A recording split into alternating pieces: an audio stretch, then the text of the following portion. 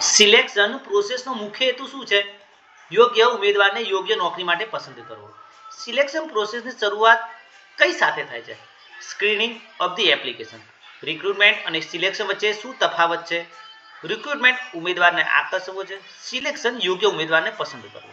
Selection પ્રોસેસમાં પ્રથમ ઇન્ટરવ્યુને શું કહેવામાં આવે છે? Preliminary interview. સિલેક્શનમાં એમ્પ્લોયમેન્ટ ટેસ્ટ શાના માટે લેવાય છે? ઉમેદવારની કુશળતા અને જ્ઞાન ચકાસવા માટે. સિલેક્શન પ્રોસેસમાં સૌથી છેલ્લો તબક્કો કયો છે? પ્લેસમેન્ટ અને ઇન્ડક્શન. રેફરન્સ ચેક શાના માટે જરૂરી છે? ઉમેદવારની ભૂતકાળની વિગતો તપાસવા માટે. નીચેના પૈકી કયું સિલેક્શન ટેસ્ટ નથી? Cataloguing test. Medical examination selection પ્રોસેસમાં ક્યારે થાય છે? ઓફર લેટર પહેલા. સાયકોલોજીકલ ટેસ્ટ સિલેક્શનમાં શાના માટે લેવાય છે? ઉમેદવારના માનસિક ગુણધર્મો માપવા માટે. સિલેક્શન પ્રોસેસ HRM માટે શા માટે અગત્યની છે? યોગ્ય માણસને યોગ્ય જગ્યાએ મૂકવા માટે. સિલેક્શન પ્રોસેસના કારણે કયું જોખમ ઓછું થાય છે? From hiring.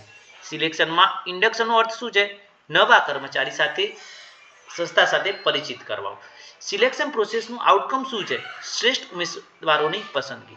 સિલેક્શન પ્રોસેસનું અંતિમ લક્ષ્ય શું છે? યોગ્ય કર્મચારીને યોગ્ય નોકરી માટે પસંદ કરવા.